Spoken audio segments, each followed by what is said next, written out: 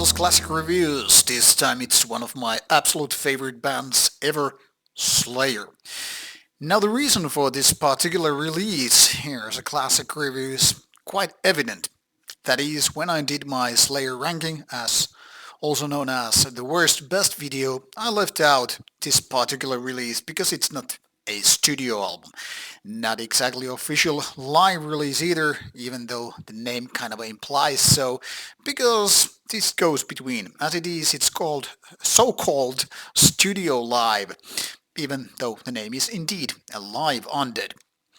The other reason why I decided to pick this one for review, because it wasn't even in the ranking video, and it as such kind of deserves another go, or another chance so to speak, is that I was asking for my Patreon supporters, thank you out there by the way, for suggestions which classic review album I should do. And one of the ideas that popped up was do a live release review, and I figured out, okay, which one? There was a couple of suggestions. I decided, yes, let's do Live Undead, because in my opinion it's in fact better than Show No Mercy.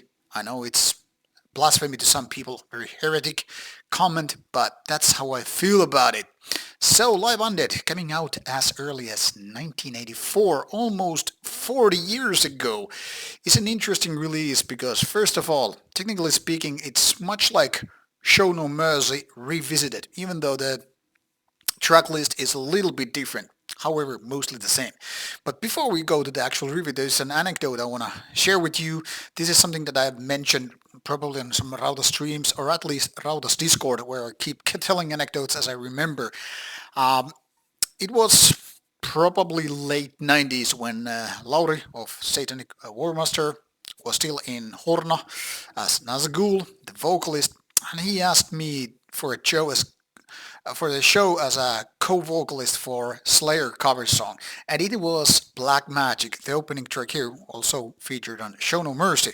Now, why I'm sharing this anecdote is not because I was featured in the show, but because we're doing co-vocals, like he doing some parts, me doing the others, and as it happens, maybe because of booze, maybe lack of practice, probably because of both of those, I forgot some of the lyrics, and then I just did the fake it until you make it thing. Just, kind of a thing, mumbling basically with raspy vocals instead of singing those lyrics as I was supposed to do. And later on, Laura asked me, I guess you did forget some of the lyrics, right? And I was like, yeah. And those things just happen. But anyway, that's the anecdote. But one of the kind of not so positive memories of me and Slayer. Now, I've been a Slayer fan for decades now, kind of obvious, and over the years it became one of my favorite bands. I mean, I grew up with Metallica more than Slayer, but that was only because I heard Metallica first. Don't get me wrong, I do love early Metallica pretty much as Slayer, but whereas Metallica is, for me, the actual four first albums. Slayer, Love, got bigger later on. That is, while I do like Hell Awaits, for example, a lot, I don't care so much about Show No Mercy. But Rain in Blood is my absolute trash metal favorite, the number one album of all times when it comes to trash metal, or maybe metal, maybe in general. Now, this being said, Live Undead is a little bit different breed, a little bit different animal. Technically speaking, Rock said it's a continuation or, in a way, a remake of Show No Mercy, but at the same time, it also features a little different version of Slayer. Already those kind of a British heavy metal influences or ways to execute thrash metal with Show No Mercy and all is behind. Put behind for good, and this time it's dirtier, rustier, more evil version of Slayer what we're hearing. Now, of course, you can really beat a debut album to the game where essence of being first is right there.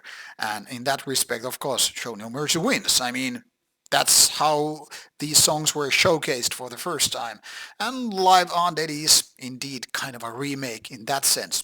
But of course, it's great that it's kind of a studio live because the overall sound production is a little bit different. Much like Typo Negative's second album, not exactly a live one, but not exactly a typical studio album also. Kind of a gimmick thing nowadays. It would be weird if some band did that nowadays, but back in the days, things were different. What is interesting, however, is that this is only 21 minutes. I mean, it could have been something like 30, 40 minutes, I guess, but for some reason they decided to only include material worth an MCD or MLP. Whatever the case is, this one is full of good stuff. I mean, there are no weak tracks, obviously. Starting with Black Magic, one of the best tracks of early Slayer, is then continued with Die by the Sword, Show No Mercy. All good, but I don't know. Songs like Capture of Sin and Haunting the Chapel, they're all good. So the point here is, in my opinion, this is a kind of a perfect bridge between Hello Waits and Show No Mercy. It's like the better version, like said, of Show No Mercy's better songs, those trashier ones, less British heavy metal, but still definitely going to the direction of Hello Waits. The production is quite solid. There's kind of a live feeling, very crude and down to earth, and not as polished as you might have nowadays, especially.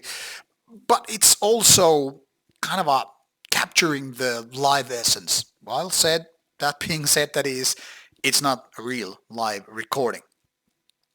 These kind of recordings, for this particular reason, are kind of a rarity nowadays, and in fact that's, I think, makes this more valuable, because they are not the kind of everyday releases you get from like a factory coming out. Lots of bands do live recordings nowadays, especially from festivals like Road Burn, and with relatively nice production. I mean, sometimes it's as good as the production coming from a studio is. But back in the days, things were different, and that gives, in my opinion, extra value of that. Now, if you remove it out of its context and era of its time, of course, it's easy to say, yeah, nothing special. I mean, 40 years later, does this kind of album make an impact in the sense of production or ideas being fresh and all? Most likely not. But what matters is if the songs are good, and in my opinion, yes, they indeed are. So for me, topping Show No Mercy, Headache or not, and very much in same level of quality as Hello Waits. An excellent MLP or MCD, whatever format you want to call it, and a nice way to redo your works without actually repeating the same material, recycling it once again for a studio album. So excellent thing back in the days, and still definitely worth owning if you ask me. So Live Undead, definitely a release you don't want to miss, trash metal, fan, or otherwise. Thanks for taking this time with me. I would like to know, is there a favorite song for you on this release, or how do you feel about the release in the first place? Let me know in the comment section and I'll get back to you. Bye bye.